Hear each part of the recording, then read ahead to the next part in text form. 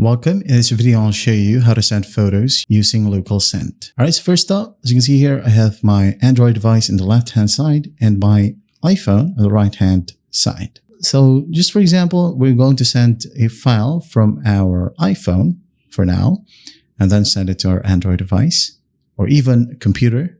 Alright, just make sure that all of your devices are connected to the same exact Wi-Fi, and then you have the apps, and then you have your phones or devices LocalSend app opened. Okay, so once that's done, for example, on our iOS, let's go ahead and tap on Send, and then go ahead and tap on Media. Now go ahead and select the photo that you wanted to send. For example, this one right here. You can add in 999 photos or videos if you want to. So go ahead and tap on Confirm. And then once that's done, on our other device, make sure that we are under the Receive section. And then just basically find the receiving device right here in the list. If you can't see your other device, just click on Refresh. So again, this is my Samsung right here on the left-hand side. I'm going to select Samsung.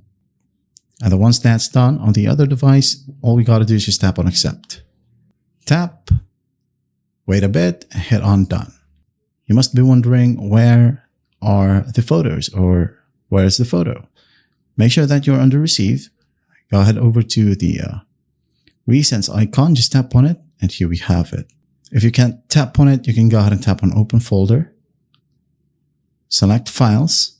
If you can't tap on it right here, you can just go ahead over to your gallery, and if you can't find it on your gallery, it would be under the Files section.